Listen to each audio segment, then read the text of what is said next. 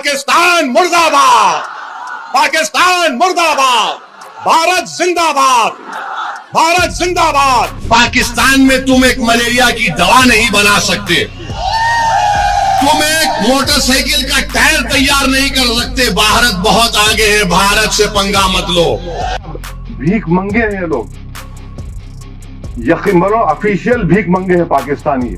ये एलईडी पाकिस्तान की हुकूमत की आईएसआई की एक नाजायज औलाद है। तुम्हारे मुल्क का बजट हमारे मिलिट्री के बजट के बराबर नहीं है। पाकिस्तान को समझाने का वक्त खत्म हो चुका है।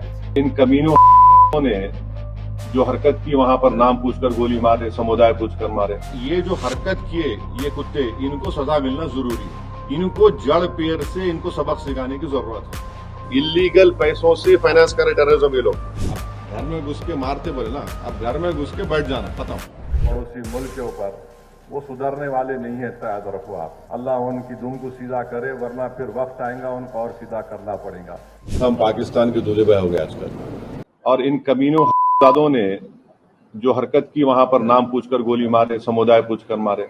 जो बर्बरियत के मजाहरे किए हैं पहलगाम में, और वो नाकाबिले बयान है, वो तकलीफदेह हैं, दर्दनाक है। और जितना भी उसका हम कंडेम करें कम है, क्योंकि वो लोग तो अपने आप को हैवानात और बदतरीन जानवरों से भी ज़्यादा गिरी हुई हरकत उन्होंने की है। और यकीनन ये दहशतगर्द हमारे पड़ोसी मुल्क पाकिस्तान से आए, पाकिस्तान के आईएसआई, पाकिस्तान के जो उनका इस्टेब्लिशमेंट है, उनकी पूरी तायीद और पूरी सपोर्ट उनको हासिल है। और ये जो हरकत किए ये कुत्ते, इनको सजा मिलना जरूरी है। और असल इनसे ऊपर जो शयातीन बैठे हुए हैं, जो हमेशा ही नहीं चाहते कि ना भारत में ना कश्मीर में अमन रहे, इनको जड़ पेड़ से इनको सबक सिखाने की जरूरत है। बरसों से पाकिस्तान अपने मुल्क में दहशतगर्दों को ट्रेनिंग देता है भारत के खिलाफ। फिर अक़वाम मुत्तहिदा का आर्टिकल 51 है जो इस बात की इजाजत देता है किसी एक मुल्क को वो सेल्फ डिफेंस में अपने मुल्क के तहफ़्फ़ुज़ के लिए दूसरे मुल्क पर वो अपनी मिलिट्री कार्रवाई कर सके। मैंने उसका भी हवाला दिया। और ये आर्टिकल 51 सिर्फ मुल्क के खिलाफ नहीं, बल्कि जिस मुल्क उस अपने मुल्क में दहशतगर्दों को पनाह देता है, जिसको अंग्रेजी में नॉन स्टेट एक्टर कहते हैं, ये एलईडी पाकिस्तान की हुकूमत की आईएसआई की एक नाजायज औलाद है। और जो लोग आज पाकिस्तान में बैठकर बकवास करते हैं, मैं उनसे कहना चाह रहा हूं कि आप भारत से आपका वक्त आधा घंटे पीछे 6:15 हो रहे हैं, वहां पर 6:45 हो रहे हैं, और वो आधा घंटा पीछे नहीं है, वो आधी सदी भारत से पीछे है। तुम्हारे मुल्क का बजट हमारे मिलिट्री के बजट के बराबर नहीं है। हम इस वतन में, हमारी माँ की पेट से इस वतन में पैदा हुए, और जब इंशाअल्लाह ईमान के साथ हम जाएंगे इस दुनिया से, तो हम इसी वतन की आगोश में जाएंगे, चाहे मैं हूं या शब्बीर साहब हो या आप तमाम हो। तो ये प्रोपेगेंडा झूठा है पाकिस्तान का। इस्लाम का नाम ले रहे हैं। अरे तुम मुबारक महीने में कैसा तुम कभी इस्लाम का नाम लेके तुम बच्चों को मार दिए। तुम्हारी टू नेशन थियरी को हमने पहले रिजेक्ट कर दिया। एसआई हो या आईसिस हो, आईसिस खुरासान हो, या फिर आपके जो डीप स्टेट है या एस्टेब्लिशमेंट है पाकिस्तान का, वो तो यही चाहते हैं कि इस देश में हमेशा के लिए हिंदू मुसलमानों के झगड़े चलते रहें। तो इसीलिए उन्होंने हरकत की और पाकिस्तान को फिर से FATF की ग्रे लिस्ट में लाना जरूरी है। फाइनेंशियल एक्शन टास्क फोर्स में उनको ग्रे लिस्ट में लाए। ग्रे लिस्ट में लाए तो उनको ये देखिए, इलीगल पैसों से फाइनेंस करे टेररिज्म ये लोग। कोई वाइट का पैसे नहीं, कि इलीगल पैसे से। तो FATF की दोबारा लिस्ट की ग्रे लिस्ट में पाकिस्तान को डालना जरूरी है। हम डिमांड करेंगे ये गवर्नमेंट से कि उनको FATF की ग्रे लिस्ट में डालो आप, तभी जाकर उनका होगा। और हम लोग पूरा उन पर साइबर अटैक करना, हमारे पास एथिकल हैकर्स है, हमारे पास नेवल और एयरफोर्स ब्लॉकेट कर सकते, इंटरनेशनल लॉ में कर सकते हम। पाकिस्तान में तुम एक मलेरिया की दवा नहीं बना सकते, तुम एक मोटरसाइकिल का टायर तैयार नहीं कर सकते। भारत बहुत आगे है, भारत से पंगा मत लो। अल्लाह का शुक्र है कि हमारे बुजुर्ग नहीं गए वहां पर, वरना इन पागलों को हमको देखना पड़ता। जो लोग गए उनको बर्दाश्त कर रहे हैं। हमको पाकिस्तान से कभी मतलब था, ना कभी रहेगा। अरे ये तुमको शर्म नहीं है कि तुम्हारे मुल्क को चीन के पास गिरवी कर दी हो और तुम इस्लाम की बात करते हो?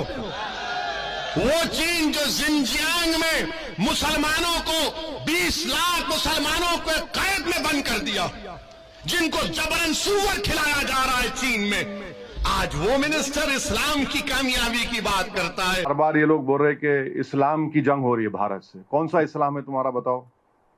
20 करोड़ मुसलमान भारत में रहते हैं और हनफी फिक़्ह का पूरी दुनिया का सबसे मशहूर आलिम दीन मौलाना खालिद सैफुल्लाह रहमानी हैदराबाद में रहते हैं, सबसे बड़ा आलिम है। आप पहलगाम में आप थोड़ी देर के लिए सोचिए कि औरतों को अलग करना, बच्चों को अलग करके कलमा पढ़ो तुम हिंदू हो या मुसलमान, गोली मारेंगे। ये इस्लाम और एक नाम लेकर एक जंग नहीं कर रहे हैं, ये सिर्फ भारत को हमेशा परेशान करने के लिए 75 साल से हरकतें कर रहे हैं। जो शरीर थे वो तोड़े मुल्क को, जो अमन पसंद थे उस मुल्क में रह गए। अब भीख मंगे हैं ये लोग, यकीन मानो ऑफिशियल भीख मंगे हैं पाकिस्तानी। IMF से लोन ले रहे जाके $1 बिलियन का। आप 75 साल से आपने क्या किया? किसने आपको मजबूर किया IMF का लोन लेने के लिए? और अफसोस की बात यह है कि IMF का लोन ले रहे हैं और ये इंटरनेशनल, मेरे को माने ये इंटरनेशनल मॉनेटरी फंड नहीं, ये इंटरनेशनल मिलिटेंट फंड दे रहे हैं पाकिस्तान को, वो इस्तेमाल करेंगे। अब आप देखिए ये USA है, जर्मनी है, जापान है, ये कैसा है लोग इसको अग्री कर रहे हैं, जबकि हमारी ज़मीन पर, हमारे घरों पर, हमारे सिपाहियों पर हमले हो रहे हैं और इनको 1 बिलियन क्या है का लोन मिला रहा है। को एक सीसा पिलाई दीवार की तरह ऐसे मुल्क के खिलाफ खड़े होना है जो सारी दुनिया के लिए खतरा है अभी, बल्कि कभी ना कभी किसी वक्त पे इस दुनिया को, इस दुनिया के जी असर लोगों को, उनके लीडर्स को तय करना पड़ेगा कि क्या इस मुल्क में न्यूक्लियर बम रखने की इजाज़त दी जा सकती है। इनके पास जो न्यूक्लियर बम है उसको डिसार्म करने की जरूरत है, इसको खत्म करने की जरूरत है। और बार बार आप बोल रहे, इन्हें कमीनगी की हद ये है कि श्रीनगर में दवाखानों को निशाना बनाया गया। तो हमको ये कोशिश करना है कि हम पूरे लोग ऐसे वक्त में अपने सियासी अख्तलाफात को से उठकर जब हम अपनी फौज के पीछे खड़े रहें और फौज बेबाकी से मुकाबला करे और पाकिस्तान का झूठा प्रोपेगेंडा, ये गिरा दिए, वो गिरा दिए, इन्हों कुछ नहीं गिराते, इन्हों खुद इंशाल्लाह गिरेंगे, देखेंगे आप। हिंद से ठंडी हवा आती है कि मुझे हिंद से ठंडी हवा आती है, तो इसीलिए किसी शायर मशरिक़ ने कहा था कि मीर अरब को जहाँ से ठंडी हवा आई वही मेरा वतन है, वही मेरा वतन है। तो इस वतन की सालमियत के लिए, इस वतन की को ताकतवर बनाने के लिए, दहशतगर्दी के खात्मे के लिए और इंसाफ को मजबूत करने के लिए आप दुआ फरमाइए। नहीं मालूम आपकी किसकी दुआ में तो तासीर होगी जो अल्लाह उन दुआओं को सुन ले। पड़ोसी मुल्क के ऊपर वो सुधरने वाले नहीं है, इतना याद रखो आप। अब आप दुआ करो, हज को जा रहे, अल्लाह उनकी दुम को सीधा करे, वरना फिर वक्त आएगा उनको और सीधा करना पड़ेगा। काश 2019 में नरेंद्र मोदी वो जो लॉन्चिंग पैड्स की ज़मीन को हासिल कर लेते, जहाँ से लॉन्च पैड्स होते वो टेररिस्ट के, वो आप उसको ले लेते। अब के बार अगर कुछ एक्शन ले रहे तो घर में घुस के बैठ जाना, घर में घुस के मारते बोले ना, अब घर में घुस के बैठ जाना, खत्म, ये होना चाहिए। एक बात सुनिए, पीओके नहीं, पीओके का रेजोल्यूशन है पार्लियामेंट का, भारत की पार्लियामेंट का रेजोल्यूशन है, वो भारत का है बोल के। तो बीजेपी क्या बोलती, घर में घुस के बोले, डैश बोले, हम बोले घर में घुस के बैठ जाओ आप। ये खत्म होना है टेररिज्म, जो बार बार हर थोड़े दिन को जो टेररिज्म हो। पाकिस्तान ये पूछ रहा है कि भारत के पास अगर कोई प्रूफ है तो दो। अरे बेशर्मो, क्या हमने तुमको पठानकोट में बुलाकर नहीं दिखाया था? कि पठानकोट हमारा एयरफोर्स का बेस में तुम्हारे आतंकवादी आकर वहां पर कोहराम मचा कर गए। तुम्हारी लोग पाकिस्तान से आकर देखे, उसके बावजूद भी तुमने उन आतंकवादियों के खिलाफ कोई एक्शन नहीं लिया। पाकिस्तान कभी भी इकरार नहीं करेगा कि उनके मुल्क से आतंकवादी आकर भारत में लोगों का कत्ल कर रहे हैं। पाकिस्तान को अब समझाने का वक्त खत्म हो चुका है। मैं बड़ी जिम्मेदारी के साथ जज्बात में लाए बगैर कह रहा हूं कि ये वक्त जवाब देने का, ये वक्त सोचने का नहीं है।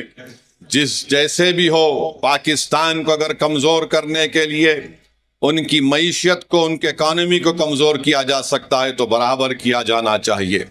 और जो भी तरीक़ेकार हुकूमत इस्तेमाल करेगी, हम उम्मीद करते हैं कि आतंकवाद खत्म होगा। ये देश का मसला है, ये कोई सियासी मसला नहीं है। हम पाकिस्तान के दूल्हे भाई हो गए आजकल, हम ही दूल्हे भाई है पाकिस्तान के, कोई नहीं रहा वहाँ पे, हम ही रह गए।